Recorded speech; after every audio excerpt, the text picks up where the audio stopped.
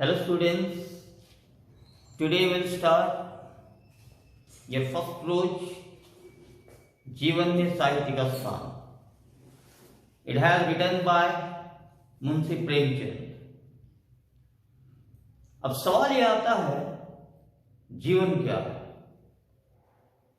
Life is the duration between born to death. जन्म और मृत्यु के बीच की अवधि को हम जीवन कहते हैं.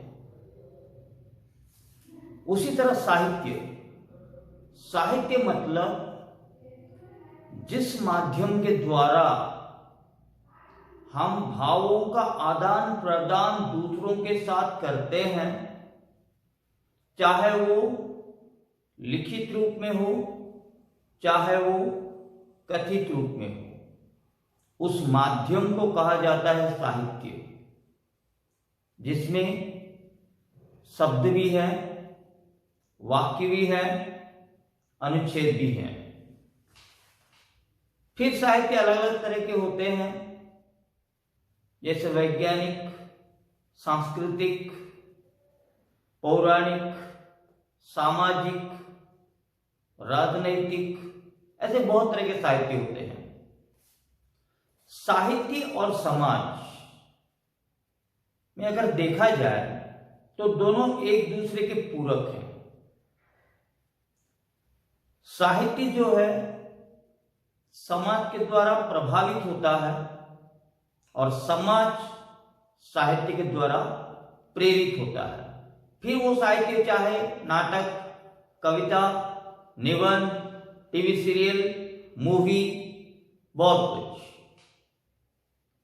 अब इसमें यह देखना है कि साहित्य किस तरह हमारे जीवन को प्रेरित करता है और जीवन कैसे साहित्य को प्रभावित करता है. This is the main thought of this lesson. So let us start. जीवन में साहित्य का स्थान. साहित्य का आधार जीवन है. इसी नींव पर साहित्य की दीवार खड़ी होती है. उसकी अटारियां, मीनार और गुंबद बनते हैं. तो जीवन है साहित्य का नींव, आधार. इसी नींव पर साहित्यकार मीनार, अटारी, गुंबद, साहित्य इमारतें खड़ी होती है, साहित्यकार खड़ा करता है. वो इमारतें हैं कविता, निबंध, नाटक, विश्लेषण, कहानी आदि. उन शब्दों के, अक्षरों की इति को जोड़कर शब्द बनाए जाते हैं. शब्दों को जोड़कर साहित्य के दीवार बनाए जाते हैं. उसके बाद साहित्य की इमारतें खड़ी की जाती है, चाहे वो कविता हो, निबंध हो, नाटक हो, कहानी हो, जो भी हो.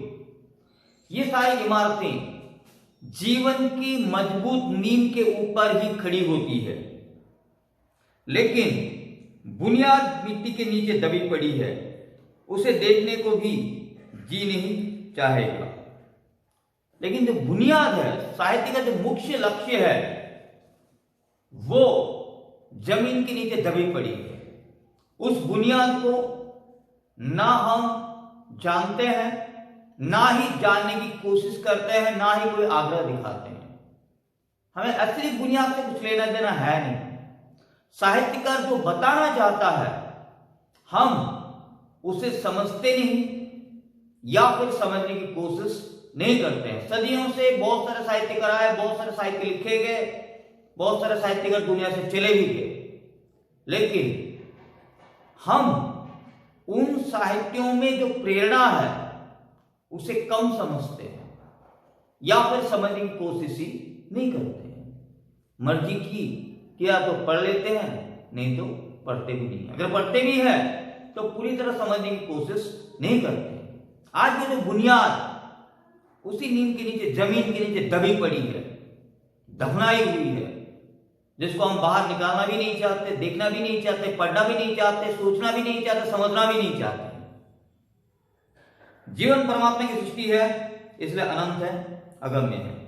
साहित्य मनुष्य की सृष्टि है, इसलिए सुबोध है, सुगम है और मर्यादाओं से परिमित है। जीवन जो है परमात्मा का देन है, भगवान का देन है, इसलिए ये अगम्य है। इसे हम समझ नहीं पाते आसानी से। कोई कहता पूर्वजन्म, कोई कहता परजन्म, कोई कहता पाप, कोई कहता पुण्य, कोई कहता स्वर्ग, कोई कहता नर्क। जीवन में ये करना चाहिए, वो करना चाहिए, ऐसा रहना चाहिए, कैसे रहना चाहिए। बहुत सारे जीवन के बारे में बड़े बड़े महापुरुष बताते हैं, लेकिन जीवन का जो रहस्य है वो आज भी हमारे लिए अगम्य है, हमारी सोच के बाहर है, वो अबोध है। उसको हम समझ नहीं पाते हैं, उसके रहस्य को, और उस तक हम पहुंच भी नहीं पाते, क्योंकि ये परमात्मा की सृष्टि है। आज तक हमने सिर्फ यही सुना है कि परजन्म है, पूर्व जन्म है, पाप है, पुण्य है, स्वर्ग है, नरक है, लेकिन आज तक ये सारी बातें साबित नहीं हो सकी। सिर्फ हम पढ़ते हैं और सोचते हैं। लेकिन साहित्य जो है, साहित्य मनुष्य की सृष्टि है। साहित्य को इंसान ने बनाया है, इसलिए साहित्य सुगम है और सुबोध है और मर्यादाओं से परिमित है। मतलब सम्मान से और संस्कार से साहित्य भरा होता है, क्योंकि इंसान साहित्य समाज में रहने वाले लोगों के लिए लिखता है, इसलिए वो सरल भाषा में लिखता है जो लोगों को आसानी से समझ में आ सके। लेकिन जीवन हमेशा कॉम्प्लिकेटेड है। जीवन के रहस्य को हम समझ नहीं पाते हैं, क्योंकि जीवन परमात्मा की सृष्टि है। जीवन परमात्मा के अपने कामों का जवाबदेह है या नहीं हमें मालूम नहीं, लेकिन साहित्य तो मनुष्य के सामने जवाबदेह है। अब जीवन अपने कर्मों के लिए परमात्मा के सामने जवाबदेह है या नहीं ये तो पता नहीं। मतलब आंसरेबल है या हम जो करते हैं उसके लिए हम आंसर देंगे या नहीं देंगे ईश्वर के पास, भगवान के पास, ये हमें नहीं पता। लोग सिर्फ कहते हैं कि पाप करोगे तो नरक में जाओगे, पुण्य करोगे तो स्वर्ग में जाओगे, लेकिन आज तक किसी ने साबित नहीं किया कि इंसान मरने के बाद कहां जाता है, क्या होता है। भगवान के पास वो जवाबदेह है या नहीं है ये किसी को नहीं पता। लेकिन साहित्य मनुष्य के सामने जवाबदेह है। साहित्यकार मनुष्य के सामने जवाबदेह है। साहित्यकार जो मर्जी वो नहीं लिख सकता, जैसे मर्जी वैसे नहीं लिख सकता, उसे जवाब देना पड़ेगा। समाज के ऊपर साहित्य का जो प्रभाव होता है उस प्रभाव की जिम्मेदारी, रेस्पॉन्सिबल साहित्यकार को लेना ही पड़ेगा, क्योंकि साहित्य मनुष्य की सृष्टि है। फिर चाहे वो सीरियल हो, चाहे मूवी हो, चाहे नाटक हो, कविता हो, निबंध हो, कहानी हो, कुछ भी हो, साहित्य समाज के सामने जवाबदेह है, आंसरेबल। हम साहित्यकार को क्वेश्चन कर सकते हैं, प्रश्न कर सकते हैं कि उसने ऐसे क्यों लिखा, इसका क्या अर्थ है, इसके क्या मायने निकाले जाएंगे। इसके लिए साहित्य सृष्टि करने के लिए कुछ नियम होते हैं। जैसे मर्जी वैसे साहित्य नहीं लिखा जा सकता, इसके लिए कानून है जिनसे वह इधर उधर नहीं हो सकता।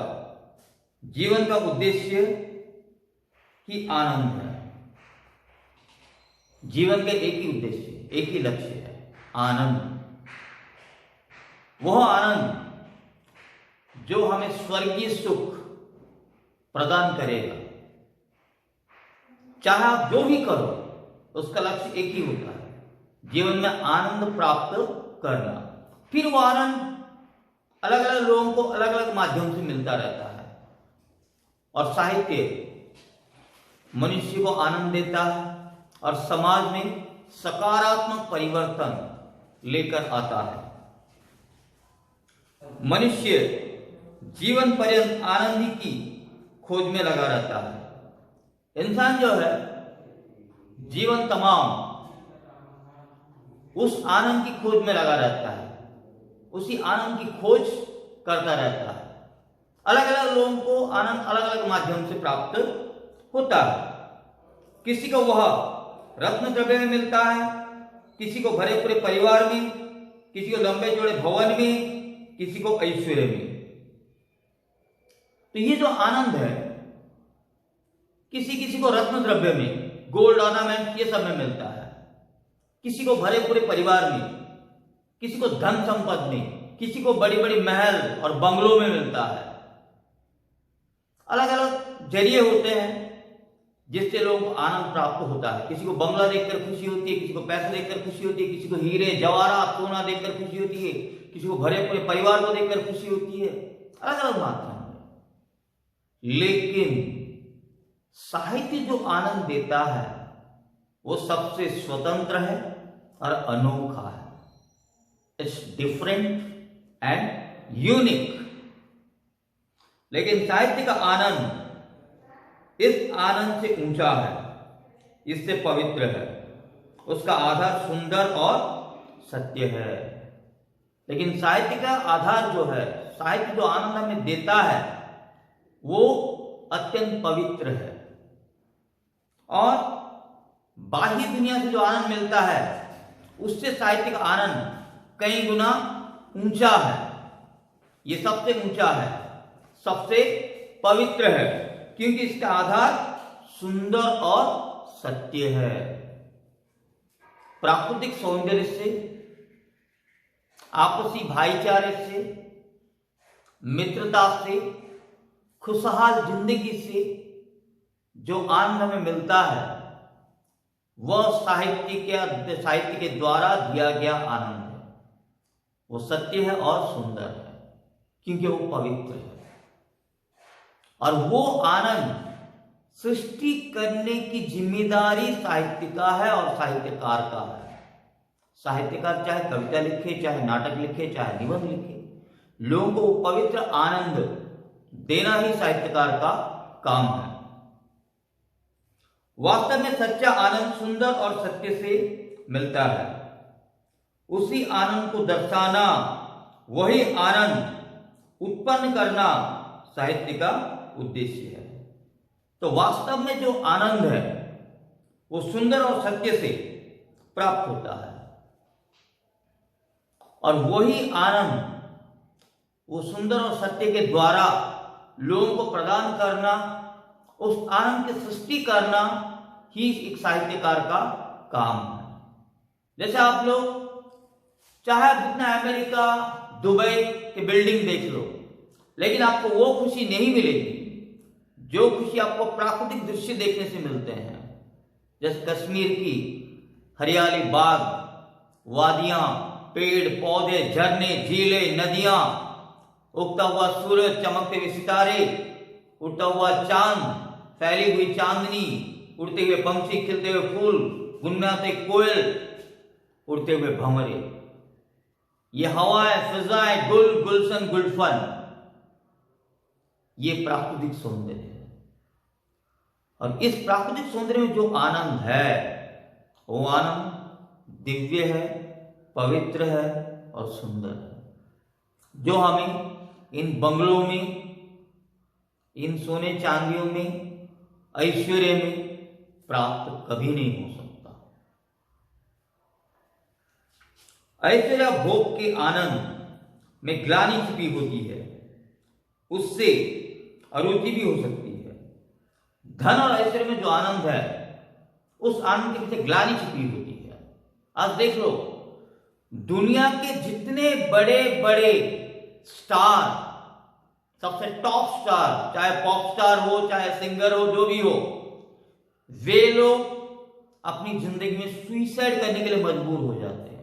अब सवाल यह आता है, इनके पास नेम, फेम, ग्लैम सब कुछ है, पैसा है और लोगों का प्यार है और ये फेमस है, फिर भी ये लोग तनाव का शिकार क्यों होते हैं? ये फ्रस्ट्रेट क्यों होते हैं? ये आत्महत्या क्यों करते हैं? जबकि सब कुछ इनके पास है, पैसा, गाड़ी, बंगला, सब कुछ होता है। लेकिन हमें जो पैसे, बंगले, गाड़ी, जवाहरात, हीरे दिखते हैं, उसके पीछे जो ग्लानि छिपी होती है वो हम देख नहीं पाते, जिसके कारण ये बड़े बड़े पृथ्वी के जो सबसे बड़े बड़े नंबर 1 लोग वही सुसाइड करते हैं, आत्महत्या करते हैं। ये वही कारण है। ये जो धन, ऐश्वर्य, बंगला, गाड़ी, घोड़ा, ये सब के पीछे ग्लानि छिपी होती है। जो इंसान को मार देती है। उसमें पश्चाताप भी हो सकता है। जिसके पास जितना धन है उसको उतना ही डर है धन के खोने का, और खोने के बाद उसे पश्चाताप होता है। लेकिन पर सुंदर से जो आनंद प्राप्त होता है वो अखंड अमर है। लेकिन प्राकृतिक सौंदर्य से, ये जीवन के सौंदर्य से जो आनंद प्राप्त होता है वो अजर है, अमर है। वहां खोने का डर नहीं होता है। बस आनंद को लेते रहो। शाम के समय ठंडी हवा बहती होगी, सूरज डूबता होगा, चांद उगता होगा, सितारे झिलमिलाते होंगे, चारों ओर से ठंडी हवा बहकर बालों की झोंकों को उड़ाकर ले जाती होगी और मंदिर की घंटी सुनाई देती होगी। उस समय जो पवित्रता, जो आनंद मन में उत्पन्न होता है, वो आनंद इन मर्सिडीज गाड़ियों में नहीं, इन बंगलों में नहीं, इन सोने चांदी किसी में भी नहीं मिलता है, क्योंकि वो पवित्र है। वो आनंद कभी समाप्त नहीं हो सकता। साहित्य के 9 रस कहे गए हैं। प्रश्न होगा कि विवक्ष में भी कोई आनंद है? अगर ऐसा ना होता तो वह रसों में गिना ही बन जाता। साहित्य के 9 रस है, जैसे प्रेम रस, वात्सल्य रस, क्रोध रस, ऐसे बहुत सारे रस हैं। उनमें से एक रस है विवत्स रस। विवत्स मतलब अगली, वेरी अब्यूजिव। विवत्स मतलब कदर्य, जिसको देखने से हमें घृणा आती है। तो सवाल ये उठता है, विवत्स जो देखने के लिए बदसूरत है, जो सोचने के लिए भी बदसूरत है, और वो रस कैसे बन सकता है? लेखक का ये कहना है, अगर वो रस ना होता, वो विवत्स, तो उसको रस में गिना ही क्यों जाता? विवत्स भी एक प्रकार का रस ही है। अब सवाल ये आता है, विवत्स जो बदसूरत है, जो हम देखना नहीं चाहते, फिर उसको रस क्यों कहा गया है? हाँ है, विवत्स में सुंदर और सत्य मौजूद है। विवत्स का रस इसलिए कहा गया क्योंकि विवत्स में भी, तो जो कदरी में भी, अगली में भी सुंदर और सत्य मौजूद है। कैसे? भरतेंदु ने शमशान का जो वर्णन किया है वो कितना विवत्स है। भरतेंदु, प्रेमचंद भरतेंदु युग के लेखक हैं, इसलिए उनके साहित्य से प्रेरित है। भरतेंदु अपने साहित्य में शमशान का वर्णन किया है। बहुत ही विवत्स दृश्य है। शमशान हुआ जहां लाशें पड़ी होती है, जहां कौवे, गिधड़े, कुत्ते लाशों को खींच कर खाते होते हैं। अब वो दृश्य भी सौंदर्य कैसे बना? वो दृश्य सुंदर इसलिए है क्योंकि उसमें सत्य और सुंदर मौजूद है। शमशान एक ऐसी जगह है जहां हमें जीवन के लिए प्रेरणा मिलती है। शमशान यही सिखाता है कि हर इंसान एक है। करोड़पति भी 2 गज जमीन में ही दफन होगा, भिखमंगा भी 2 गज जमीन में ही दफन होगा। शमशान में हर कोई एक जैसा ही है। और उस मृत्यु में सत्य और सुंदर कैसे मौजूद है? मौत अगर ना होती तो जिंदगी इतनी खूबसूरत कभी नहीं होती। प्यास अगर ना होती तो पानी का महत्व नहीं होता। गम अगर ना होता तो खुशी का महत्व नहीं होता। रात अगर ना होती तो दिन का महत्व नहीं होता। ये सब के महत्व को बढ़ाने के लिए उसका विरोधाभाव का रहना जरूरी है। और मृत्यु है इसलिए जिंदगी हमें अच्छी लग रही है, जीवन हमें अच्छा लग रहा है। इसीलिए शमशान घाट में जो मृत्यु का व्यवस्थित रूप हम देखते हैं उसमें वही सत्य है, वही सुंदर है जो परमात्मा से हमें मिलाता है। इसे विवत्स भी एक रस्सी है। प्रेतों और पिशाचों का अज्जले मार के लोथड़े नोचना, हड्डियों को चटर चाटना विवशता की पराकाष्ठा है। भूत प्रेत अजगले मांस के लोथड़े, मांस के टुकड़े को चबा चबा कर खींच खींच कर खाना, आधी जली लाशों के मांस खाना, उनकी हड्डियों को चटर चटर चाटना, उससे शायद बदसूरत दृश्य दुनिया में कुछ भी नहीं हो सकता। ये व्यवस्था का पराकाष्ठा है। सिचुएशन कौन है? किसी लाश के हाथ खींच खींच के खा रहे होंगे, किसी हड्डियां चाटते होंगे, भूत प्रेत पिशाच उन लाशों को चटर चटर चाटते होंगे। इससे बदसूरत दृश्य और कुछ भी नहीं हो सकता। जब ये इतना ही बदसूरत है, फिर इसमें सौंदर्य कहां से आ गया? इसमें सत्य कहां से आ गया? इसमें सुंदरता कहां से आ गई? लेकिन वो विवत्स होते हुए भी सुंदर है, क्योंकि उसकी सृष्टि पीछे आने वाले स्वर्गीय दृश्य के आनंद को तीव्र करने के लिए ही हुई है। वो इसलिए सुंदर है क्योंकि वो जो विवत्स दृश्य, उसकी सृष्टि जीवन में आने वाले समय को या जीवन को और भी सुंदर करने के लिए इस विविधता की सृष्टि हुई है। इसीलिए लोग कहते हैं जब हम दुनिया में आते हैं हम खुद रोते हुए आते हैं, जब हम चले जाते हैं तब दुनिया रोती है। यही वो फर्क है। इंसान आते समय रोता हुआ आता है, लेकिन जाते समय दूसरे लोग रोते हैं। यही वो सच्चाई है। Death is not end of life cycle, death is the partial interval before going to another stage of the life और before going to another source of the life. That is life, that is death. मृत्यु जीवन का अंत नहीं है। जीवन के दूसरे स्तर पर जाने से पहले मृत्यु केवल एक इंटरवल है, एक अवधि है, जिसके कारण हम और एक नया जीवन प्राप्त करते हैं। और उस जीवन को और भी खुशहाल और भी सुंदर बनाने के लिए इस बदसूरत विविधता की सृष्टि हुई है। इसलिए सत्य है और सुंदर है। अगर प्यास ही ना होती तो लोग पानी को इतना पसंद नहीं करते। मौत ही ना होती तो जिंदगी में इतनी अच्छी नहीं लगती। उसी तरह बदसूरत अगर नहीं होगी तो खूबसूरती को कोई पसंद क्यों करेगा?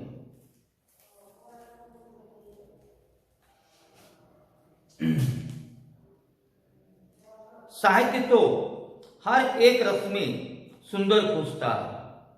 राजा के महल में, रंग की झोपड़ी के शिखर पर, गंदे नालों के अंदर, उषा की लाली में, सावन भादों की अंधेरी रात में। साहित्य कभी बदसूरत को नहीं दिखाता। साहित्य हमेशा सुंदरता को ही दिखाता है। हर चीज को सुंदरता को ही खोजता है, चाहे वो सुंदरता राजा के महल में हो, रंग की झोपड़ी में हो, या रंग की झोपड़ी के शिखर पर हो, काली अंधेरी रात में हो, गंदी नाली में हो, या उषा की प्रभात सुबह की किरण की लालिमा में हो। हर चीज में साहित्यकार सौंदर्य को ही खोजता है। सवाल यह है उस सौंदर्य को देखने की जो नजरिया है वो साहित्यकार के पास रहना जरूरी है। इसलिए साहित्य सुंदरता की खोज करता है। हर चीज में सुंदरता को खोज ही लेता है, चाहे देखने के लिए सुंदर हो या बदसूरत हो। उसके अंदर एक साहित्यकार को सुंदरता ही दिखाई देता है, वो सुंदरता को ही खोजता है।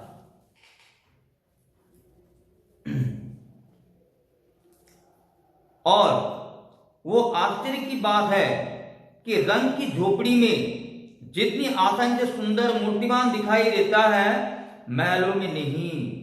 महलों में तो वो खोजने से मुश्किल से मिलता है।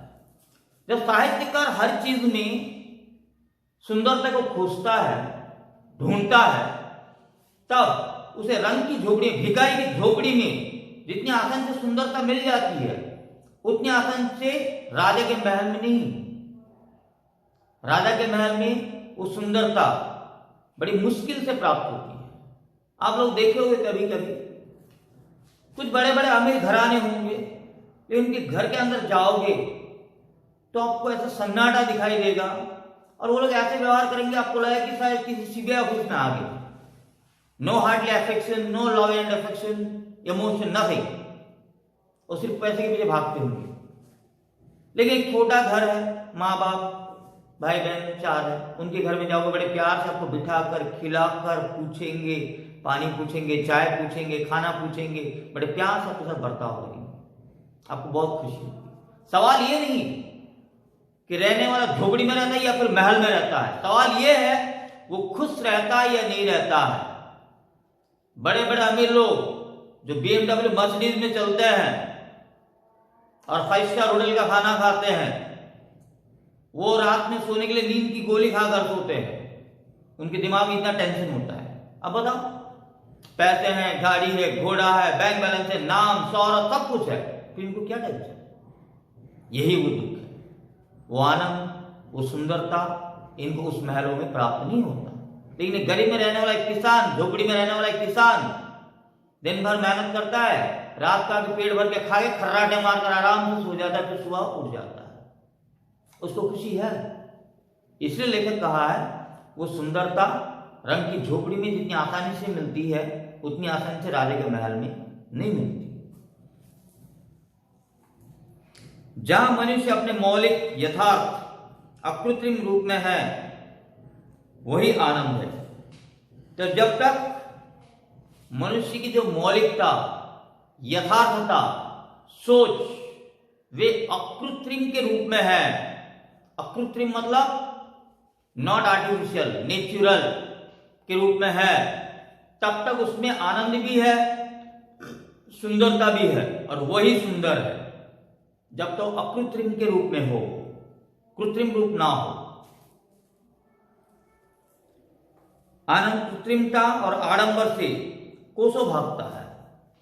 जो सच्चा आनंद है वो कृत्रिमता मतलब आर्टिफिशियल से और बाह्य आडंबर से, एक्सटर्नल रिचुअल, शोइंग से, शोइंग नेचर से कोसों भागता है।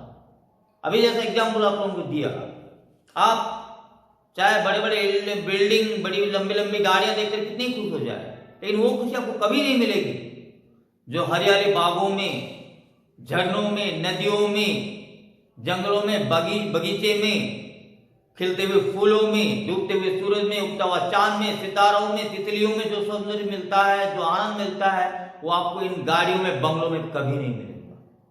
और यही सौंदर्य है जो आपको प्रकृति से जो सौंदर्य मिलता है वही सच्चा सौंदर्य है। प्रकृति से जो आनंद मिलता है वही सच्चा आनंद है, उसमें कोई आर्टिफिशियल नहीं।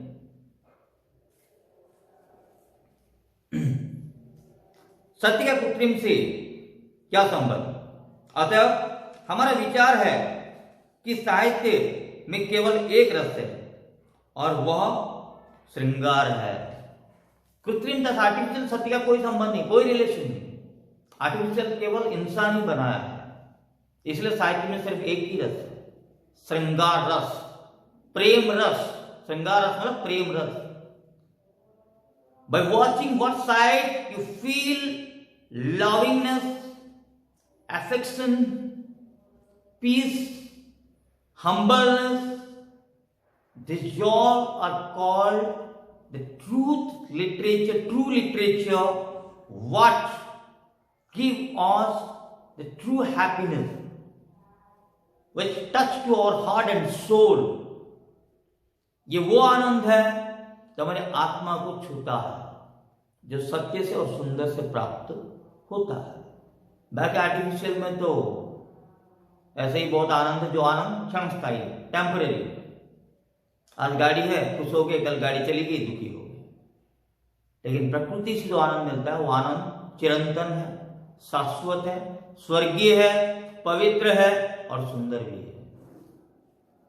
इसलिए साहित्य में सिर्फ एक ही आनंद है, श्रृंगार रस, प्रेम रस, लविंग फीलिंग, लव। कोई रस साहित्यिक दृष्टि से रस नहीं रहता और ना उस रचना की गणना साहित्य में की जा सकती है।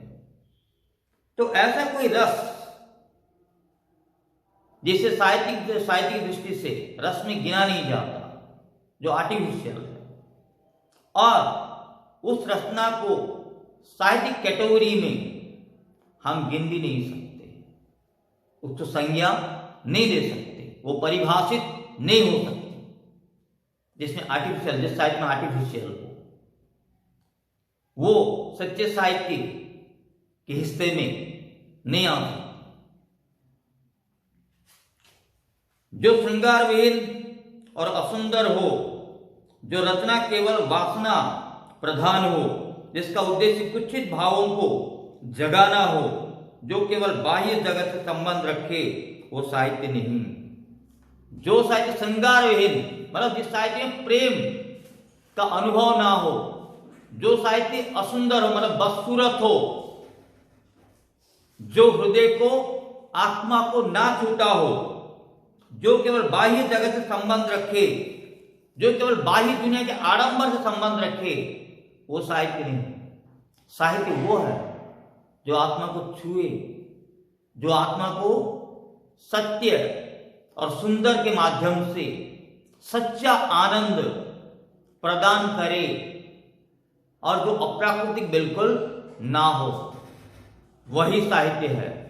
फॉर एग्जाम्पल, आप चाहे कैटरीना कैफ या जितने जो कैबरे डांसर जो होते हैं, उनका डांस देखकर आप जितने भी खुश हो जाओ, लेकिन आपको खुशी उन्हीं मूवी से मिलती है। जैसे मैंने प्यार किया, हम आपके हैं कौन, इसमें कोई डांस नहीं करता, कैबरे डांस नहीं होते हैं, क्लब डांस नहीं होते हैं, लेकिन ये मूवी देखने के लिए हमें अच्छी लगती है, क्योंकि इससे जो आनंद मिलता है, ये जो साहित्य है, और जिसमें जो आनंद मिलता है, ये हमारे दिल को छूता है, हमें अच्छा लगता है। इसलिए वो सारे मूवी लोग 3 बार 4 बार देखते हैं। कोई कैटरीना कैफ, सनलेन की मूवी कोई 3 बार 4 बार नहीं देखता है।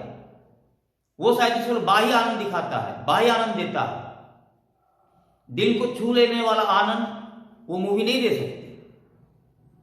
इसलिए साहित्य वही है सच्चा साहित्य, जो अप्राकृतिक के रूप में, जो प्राकृतिक के रूप में सत्य और सुंदरता को मिलाकर जो आनंद हमें प्रदान करता है, जिसमें बिल्कुल आर्टिफिशियल ना हो, जो चिरंतन हो, शाश्वत हो, सत्य हो, वही सच्चा साहित्य है।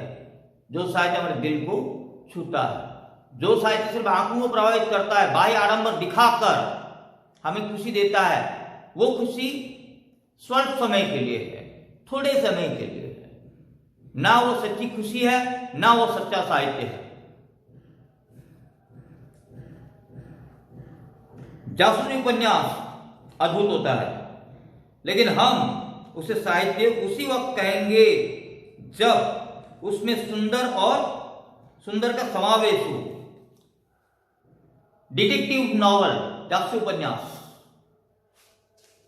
ये बहुत अद्भुत होता है। पढ़ने के बाद एक्साइटेड लगता है कि कौन मारा है, कत्ल किसने किया है, मुजरिम कौन है, लेकिन उसको हम साहित्य तभी कहेंगे जब उसमें सत्य का समावेश हो, जब उसमें सच्चाई हो, जब उसमें सत्य हो, जब उसमें सौंदर्य हो, तब हम उसको साहित्य कहेंगे। सिर्फ मिस्ट्रिकल इंसिडेंसेस रहने से और मर्डर रखने से, एक्साइटेड होने से उसको साहित्य नहीं कहा जाएगा। खूनी का पता लगाने के लिए सतत उद्योग, नाना प्रकार के कष्टों का झेलना, न्याय मर्यादा की रक्षा करना, ये भाव है जो इस अद्भुत रस की रचना को सुंदर बना देती है। हम उसको सुंदर तभी मानेंगे जब उसमें कत्ल जिसने किया है, कातिल का पता लगाने के लिए जब पुलिस सतत प्रयत्न करती है और सत्य का पता लगाती है और जो कातिल है उसको सजा दिलाती है, और उसे सजा दिलाने के लिए पुलिस को कड़ी मेहनत करनी पड़ती है, और कड़ी मेहनत करते हुए सच्चाई का पता लगाते हुए जब कातिल को सजा दिलाती है, तब हम उसको साहित्य कहेंगे, तब हम उसको श्रेष्ठ साहित्य कहेंगे, तब उसमें सुंदरता आएगी। सिर्फ कत्ल कर देने से या इन्वेस्टिगेशन करने से या कुछ मिस्ट्री थिंग दिखा देने से उसको हम साहित्य नहीं कह सकते। नेक्स्ट, सत्य से आत्मा का संबंध 3 प्रकार का है।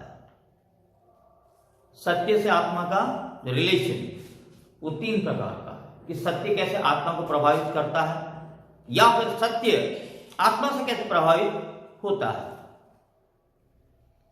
एक जिज्ञासा का संबंध है, दूसरा प्रयोजन का संबंध है और तीसरा आनंद का।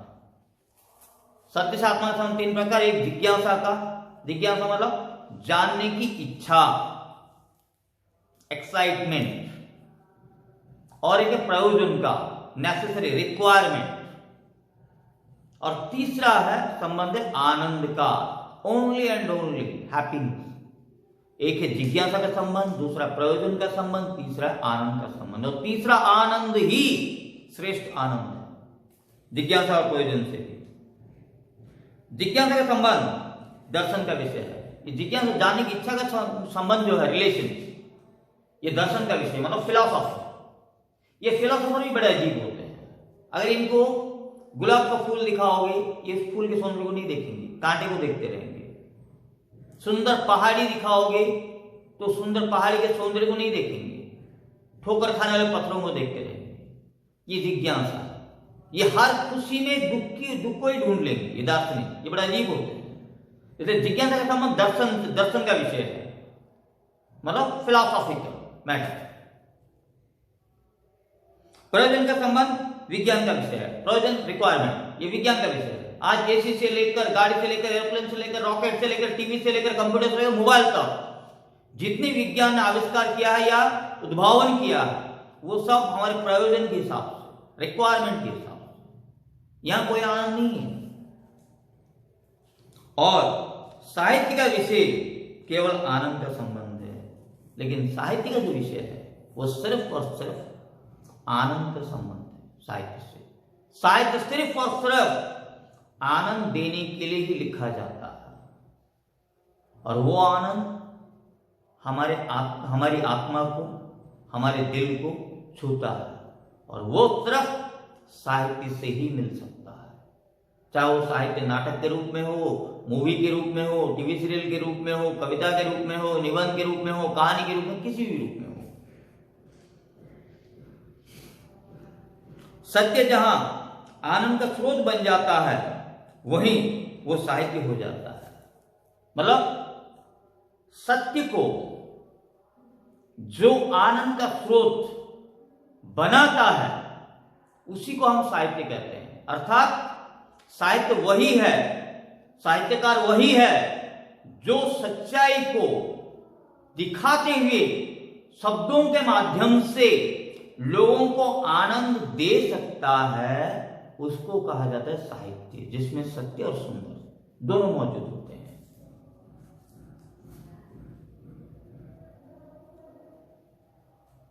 जिज्ञासा का संबंध विचार से है।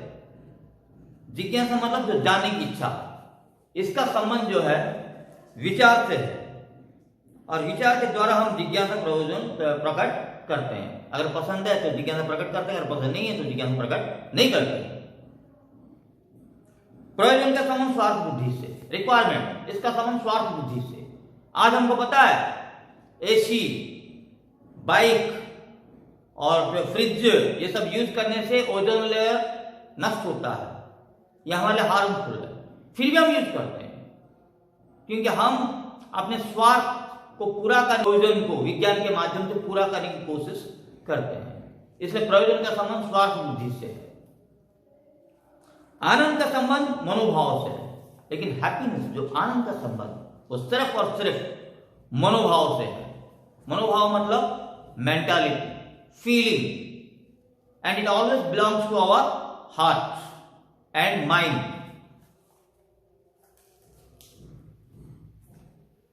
साहित्य का विकास मनोभाव द्वारा होता है, और साहित्य का विकास सिर्फ और सिर्फ मनोभाव के द्वारा, मनोभाव मतलब फीलिंग के द्वारा ही हो सकता है। जब तक फीलिंग ना हो तब तक साहित्य की रचना नहीं की जा सकती, और तब तक कोई अच्छा साहित्यकार नहीं बन सकता। साहित्य जो है वो केवल और हमें आनंद देता है, और उसका विकास सिर्फ और सिर्फ मनोभाव के द्वारा ही हो सकता है, मतलब फीलिंग से। जहां फीलिंग नहीं वहां शब्द नहीं, जहां शब्द नहीं वहां साहित्य बिल्कुल नहीं। फॉर एग्जाम्पल, एक ही दृश्य या घटना या कांड को हम तीनों ही भिन्न भिन्न नजरों से देख सकते हैं। घटना एक ही है लेकिन हम अलग अलग नजरियों से, अलग अलग नजरों से देख सकते हैं। भिन्न भिन्न लोग भिन्न भिन्न नजरों से एक ही दृश्य को देखते हैं। एक ही दृश्य को देखकर अलग अलग लोगों के मन में अलग अलग फीलिंग्स आते हैं, जबकि दृश्य एक ही है। कैसे? हिम से ढके हुए पर्वत पर उषा का दृश्य दार्शनिक के गहरे विचार की वस्तु है। हिम से, बर्फ से ढके हुए पर्वत के ऊपर जब सुबह सुबह सूरज की किरणें चमकती है और वह दृश्य जब कोई दार्शनिक देखता है उसके विचार की वस्तु बन जाती है। अभी थोड़ी देर पहले मैंने जो कहा था, ये दार्शनिक बड़े दुखी आत्मा होते हैं। इनको सुंदर दृश्य दिखाओगे तो उसके पीछे के दुख को ये लोग देखते रहेंगे। दार्शनिक सौंदर्य से प्रेरित कम होता है, सोचता ज्यादा है, इसलिए उसके लिए विचार की वस्तु है।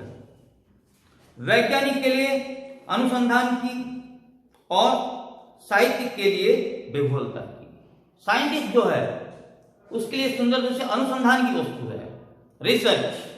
अगर वैज्ञानिक देखेगा वो ये सोचेगा कितने डिग्री लैटिट्यूड, कितने डिग्री लॉन्गिट्यूड, कितने साउथ, नॉर्थ, ईस्ट, वेस्ट, कहां पर ये सूरज ठहरा हुआ है, रोशनी किस एंगल में, किस डायरेक्शन में आ रही है, और इन सारी रोशनियों में वो कौन सा पावर है, क्या एलिमेंट है, साइंटिस्ट उसके बारे में सोचेगा।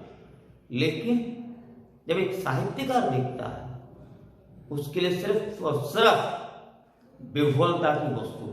विह्वलता मतलब इमोशन हो जाना, उस सौंदर्य में खो जाना।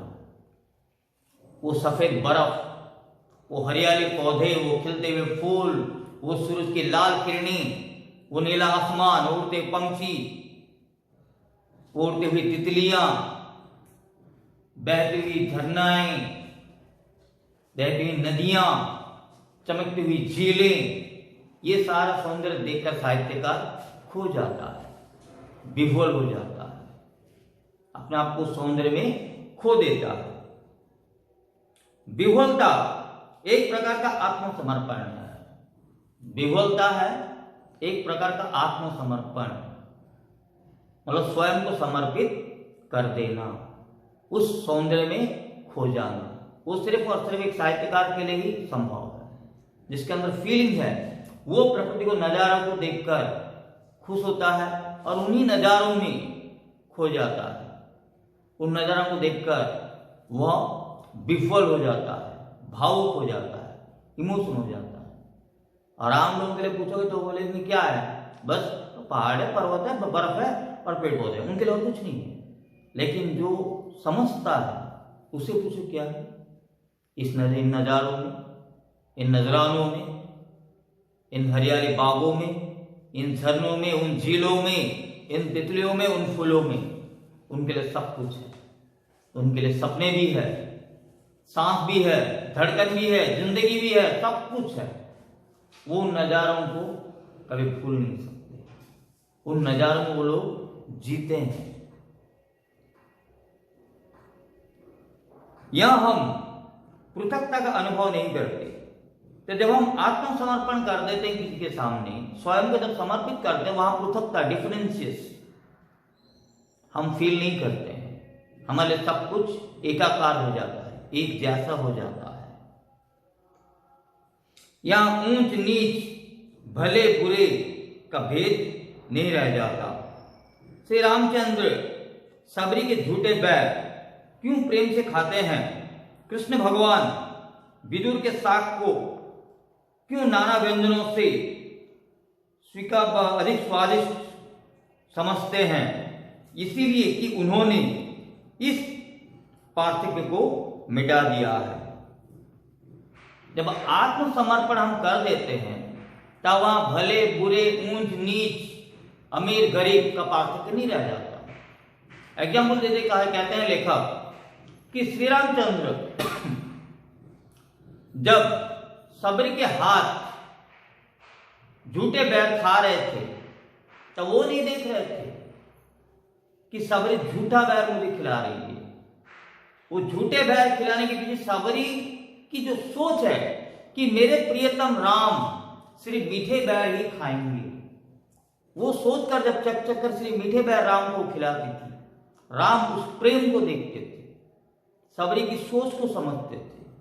इसीलिए सबरी के प्रेम को अनुभव करते हुए राम आनंदित हो रहे थे। ये नहीं सोच रहे थे कि एक सबरी मुझे झूठे बैर क्यों खिला रही है। कृष्ण उनके मित्र विदुर जब साग लेकर आता है, उस घर में कुछ नहीं था, उसकी पत्नी साग बनाकर जब देती है, तब विदुर ये संकोच महसूस करता है कि द्वारकाधीश कृष्ण को मैं साग कैसे दूं।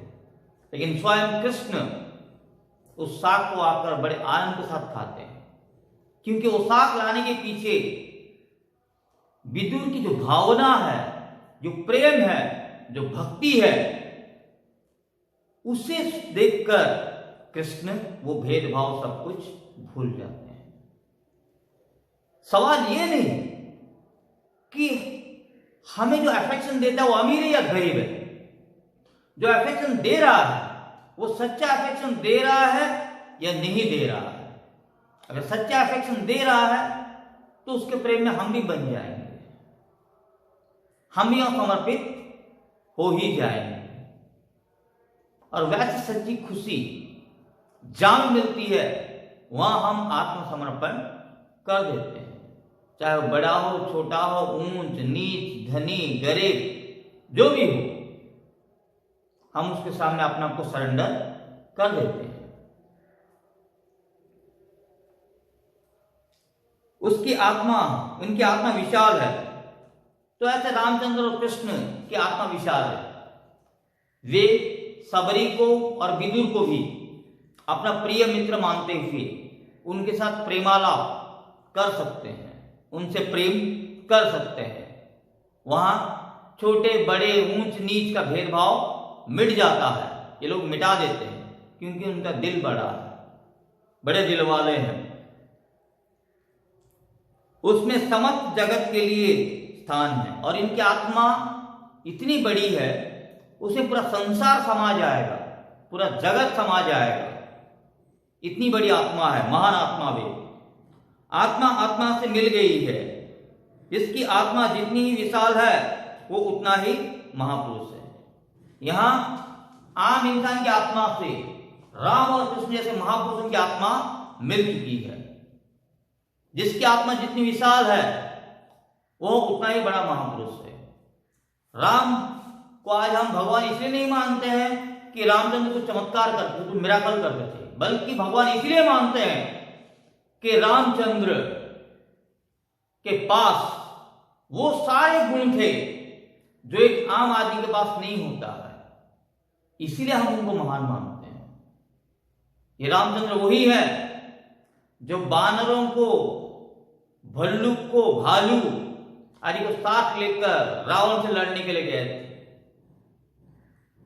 ये रामचंद्र ही थे जो एक लफ्ज कहे बिना माता कैकेयी के आदेश पर अयोध्या छोड़ दिए थे, जो एक आम इंसान कभी नहीं कर सकता। आज का अगर कोई बाप अगर बेटी को कहेगा मैं अपनी दूसरी पत्नी को वचन दिया है इसलिए तुझे घर बार छोड़ के जाना पड़ेगा, बेटा सुप्रीम कोर्ट में चला जाएगा। भाड़ में गई तेरी दूसरी पत्नी, भाड़ में गई तेरी ये औकात, सबको घसीट लूंगा सेंट्रल जेल में, आज का बेटा ये बोलेगा।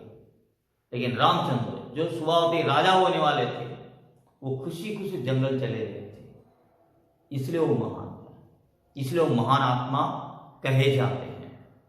कृष्ण और राम महान आत्मा के अधिकारी थे, इसलिए वे महापुरुष हैं, उनका महापुरुष मानते हैं, क्योंकि उनकी आत्मा बहुत विशाल थी जिसमें पूरी दुनिया समा जाती है।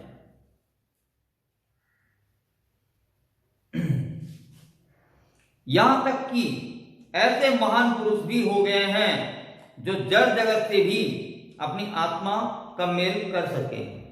तो ये इतने महापुरुष है कि अपनी आत्मा सिर्फ इंसान से नहीं, जड़ जगत से, और पेड़ पौधे पहाड़ पर्वत इनसे भी जोड़ देते हैं। जबकि पेड़ पौधे पहाड़ पर्वत हमारी नजर में जीव नहीं है, हम उनके संबंध नहीं रखते हैं, उनको जड़ समझते हैं। लेकिन ये महापुरुष सिर्फ इंसान से ही नहीं, जीवों से ही नहीं, बाकी जड़ जगत से भी अपनी आत्मा का संबंध जोड़ देते हैं। इनके नजर में सागर, नदी, पहाड़, पौधे ये सब भी मायने रखते हैं, इसलिए इनकी आत्मा महान है। ये महापुरुष है। आइए देखें जीवन क्या है।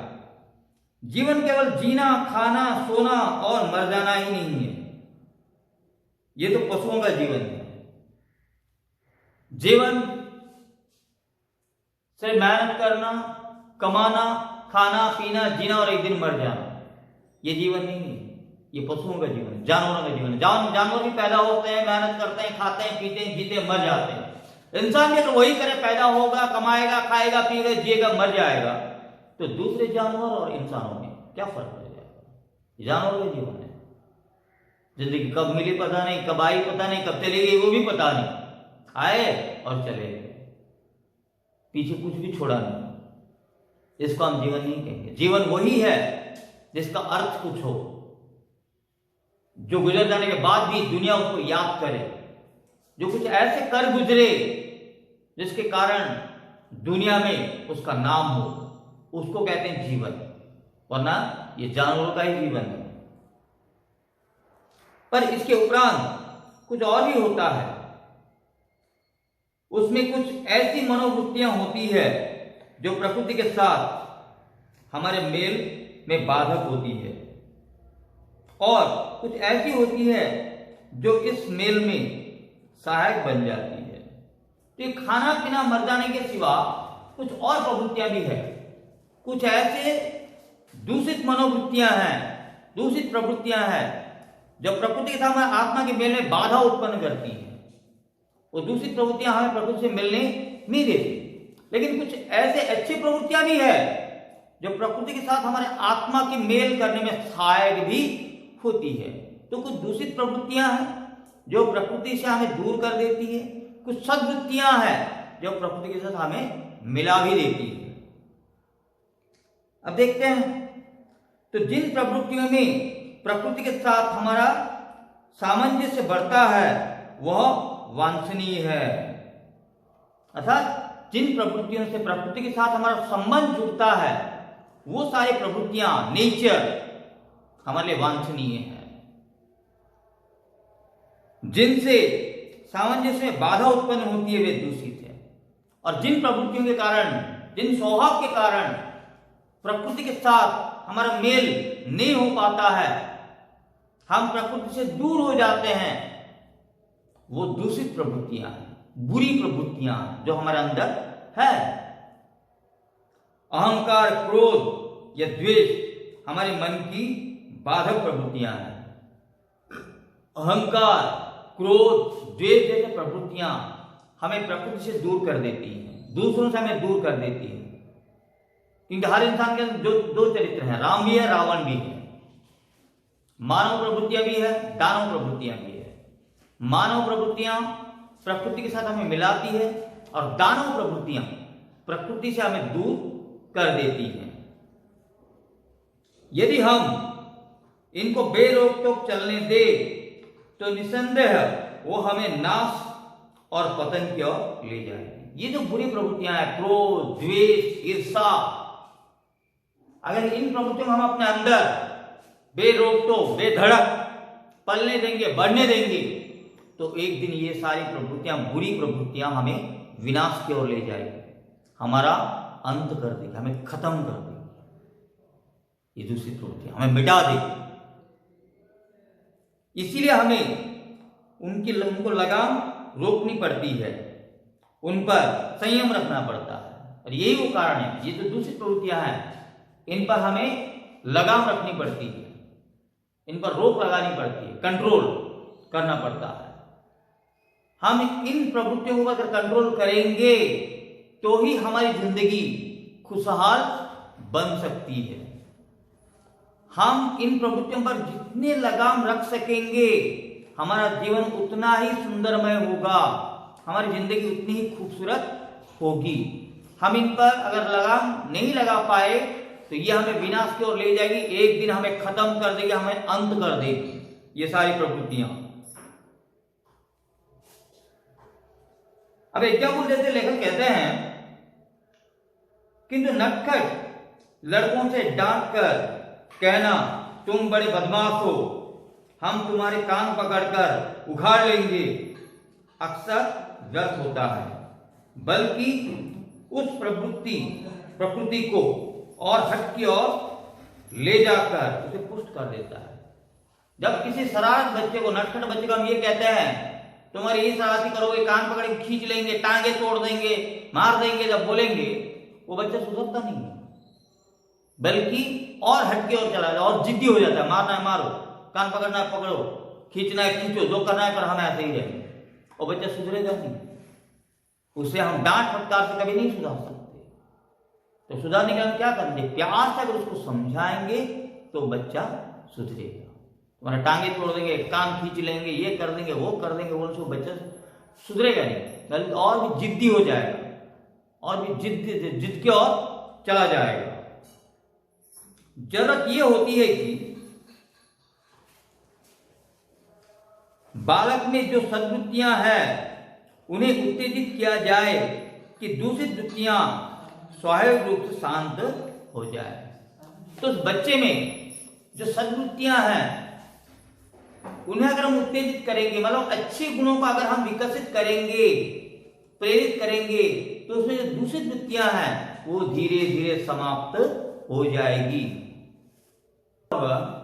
बचपन में जब हम शरारती करते थे या कोई ऐसी हरकतें करते थे जिससे घर के लोगों को परेशान हो, तो हमारे जो नाना नानी दादाजी थे वो बड़े प्यार से हमें पास बिठा कर कुछ कहानियां बोलते थे, और कहानी खत्म होने के बाद हमें एडवाइस देते थे कि ऐसे होने से तुम्हारे साथ ऐसे बुरा होगा, तुम्हें ऐसे रहना तैसे रहना, ये सब समझाते। वो कहानी सुनाकर हमें प्यार से समझाते। जब माँ बाप मारने के लिए आते थे तब नाना नानी हमें उनसे बचाते थे और कहानी के माध्यम से हमें उपदेश देते थे। तो साहित्यकार यही कहना चाहता है, डांट फटकार से हम किसी बच्चे को नहीं बदल सकते हैं, बल्कि प्यार से उसे समझाकर, चाहे वो कहानी के माध्यम से हो, चाहे उपदेश के माध्यम से हो, चाहे प्यार से हो, उनमें जो सद्वृत्तियां, जो अच्छी प्रवृत्तियां जो है उन्हें हम जगाते रहेंगे, प्रेरित करते रहेंगे, तो बुरी प्रवृत्तियां जो धीरे धीरे शांत हो जाएगी और उसमें परिवर्तन आ जाएगा। साहित्य ही मनोविकारों के रहस्य को खोलकर सद्वृत्तियों को जगाता है। सत्य को रसों द्वारा हम जितनी आसानी से प्राप्त नहीं कर सकते हैं, ज्ञान और विवेक द्वारा नहीं कर सकते।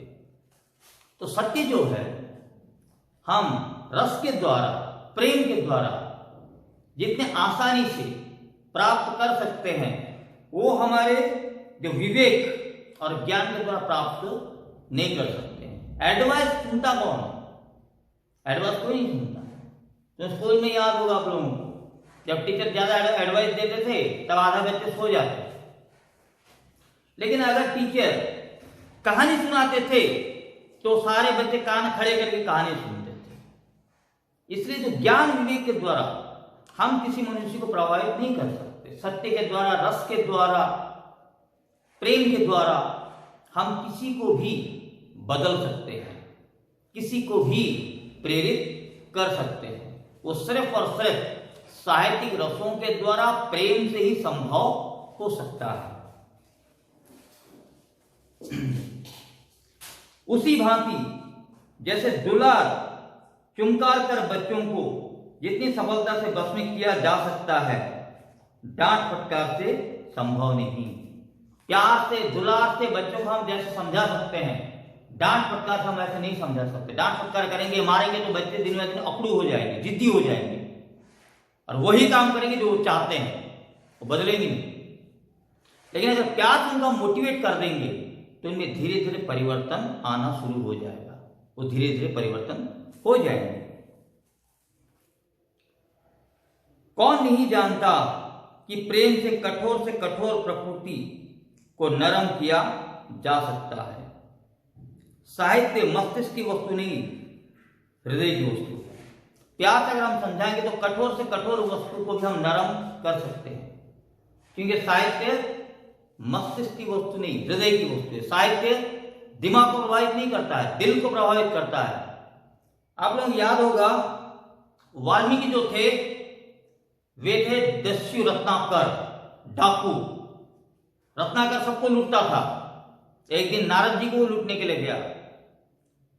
नारद जी बोले, बेटा मुझे तो लूटेगा, मैं तो एक महर्षि हूं, मेरे पास है ही क्या जो लूटेगा? ये बोला जो भी तेरे पास है मुझे दे दे, वरना मार दूंगा। नारद जी रत्नाकर को समझाए कि तू लोगों को जो मारता है और उससे जो पाप होता है वो पाप तो क्यों करता है? इसने बोला क्यों? पैसा कमाऊंगा तो मेरे परिवार का भरण पोषण करता हूं और अपना पेट भी भरता हूं, इसलिए मुझे पाप करना पड़ता है। तब नारद रत्नाकर से पूछे, जो पाप तू कर रहा है उस पाप तू घर वालों के लिए भी कर रहा है, तो उस पाप में सिर्फ तू ही भागीदार है या फिर तेरे घर वाले भी भागीदार है? देखिए पूछ किया। रत्नाकर बोला, यार मुनि तू तो बहुत सियाना है, अब मैं घर जाऊंगा तू भाग जाएगा। नारद जी बोले, बेटा ऋषि हूं, वचन देता हूं, मैं भागूंगा नहीं, तू जाके पूछ किया। अब रत्नाकर घर गया, माँ बाप पत्नी बच्चे सबसे पूछा कि जो पाप मैं तुम्हें खिलाने के लिए कर रहा हूं उस पाप में तुम लोग भागीदार हो या नहीं? सब लोग मना कर दिए, बोले कि हम उस पाप में भागीदार नहीं है, आप करते हो तो आप जानो। रत्नाकर आके मुनिराज से बोला कि प्रभु जो पाप इन्हें पालने के लिए मैं करता हूं उस पाप में वो लोग भागीदार नहीं है। तब नारद उसको समझाया, बोले जो पाप तू दूसरों के लिए करता है उनके लिए करता है, तो वही भागीदार नहीं है, तो इस पाप में तू ही भागीदार बनेगा, नरक में तू ही जाएगा।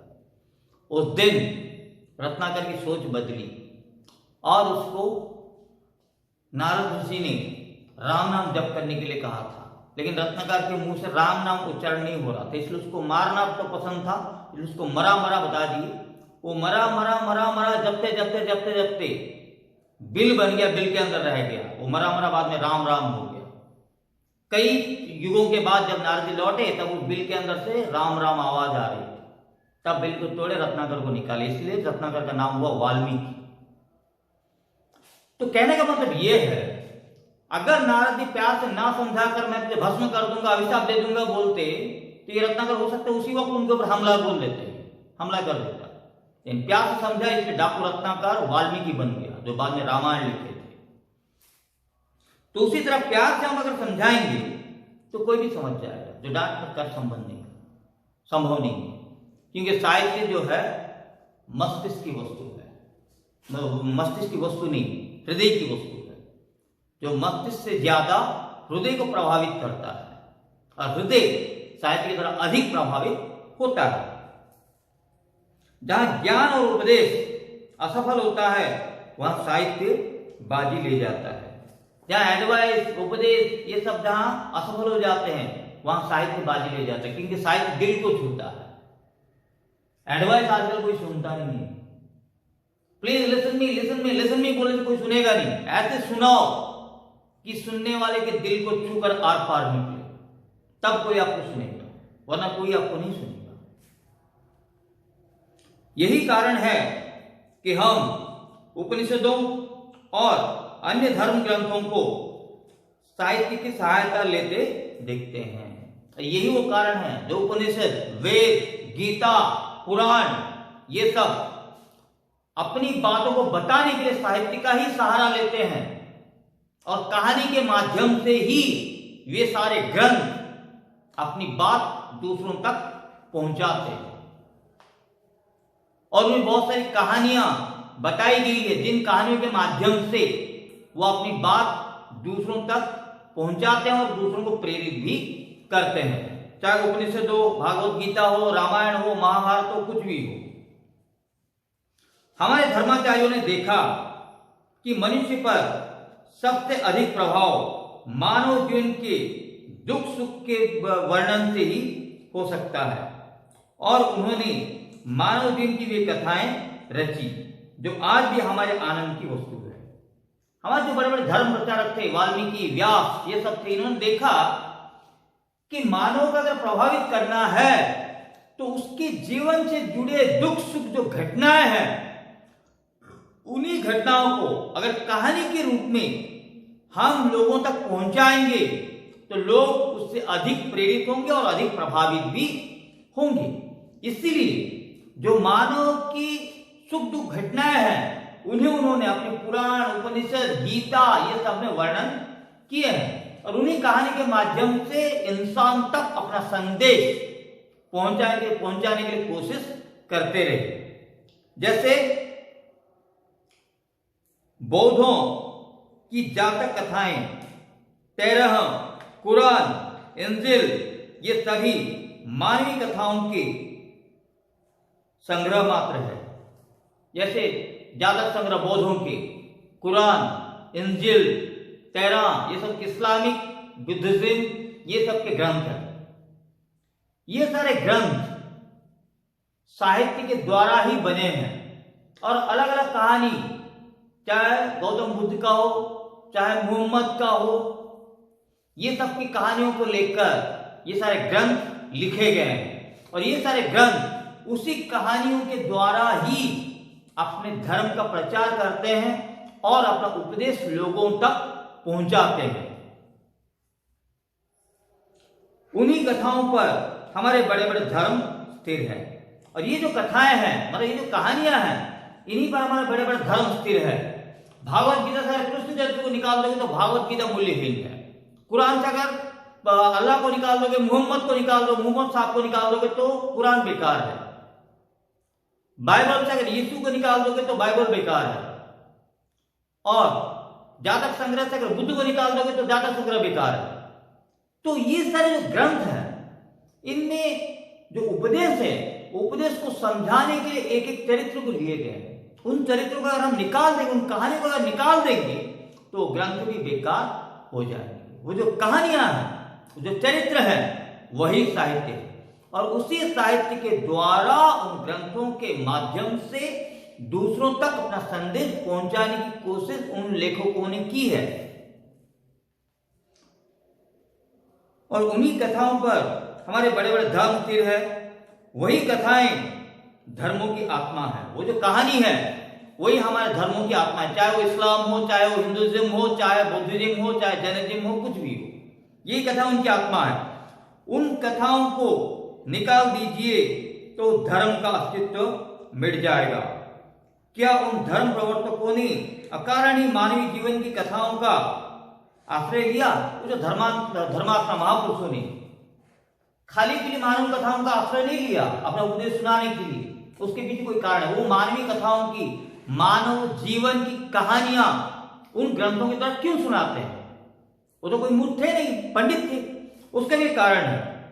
नहीं, उन्होंने देखा कि हृदय द्वारा ही जनता की आत्मा तक अपना संदेश पहुंचाया जा सकता है। वो जानते थे कि दिल के माध्यम से ही लोगों की आत्मा तक अपना संदेश पहुंचाना संभव है। जो इंग्लिश मीडियम के स्टूडेंट्स हो, आप लोग पढ़े होंगे शायद जूलियस सीजर, उसके दो कैरेक्टर थे, एक एंटोनी और एक ब्रुटस।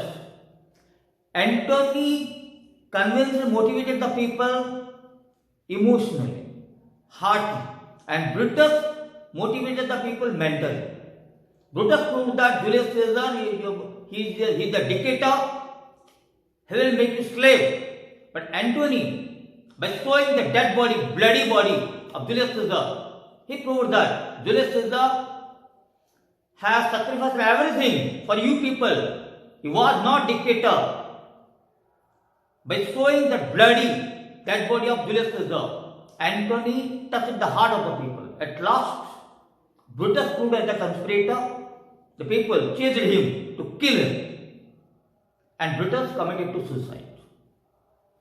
कहने का मतलब यही है, दिल दिमाग से ज्यादा असरदार होता है और ये हमारे जो धर्म प्रवर्तक महापुरुष जानते थे। ये जानते थे कि दिल के द्वारा ही अपना संदेश, मैसेज लोगों की आत्मा तक पहुंचाया जा सकता है।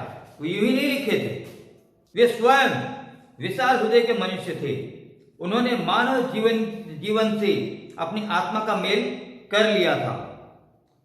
समस्त मानव जाति से उनके जीवन का सामंजस्य था, फिर वे मानव चरित्र को उपेक्षा कैसे करते? ये लोग महान लोग थे, वे मानव जीवन के साथ अपनी आत्मा को मिला चुके थे, वे मानव के अस्तित्व को, महत्व को जानते थे। जो मानव समाज को समझते थे, जो मानव को सब जानते थे, जो मानव की आत्मा के साथ अपनी आत्मा का मेल कर चुके थे, फिर वो मानव चरित्र की उपेक्षा मतलब इग्नोर कैसे करते? इसलिए वे लोग मानव चरित्र को लेकर मानवीय कहानियों के द्वारा ही अपना संदेश इन धर्म ग्रंथों के द्वारा लोगों तक पहुंचाने के लिए कोशिश करते थे। Rest part we will discuss in next video. So have a nice time children. Keep smiling. Thank you.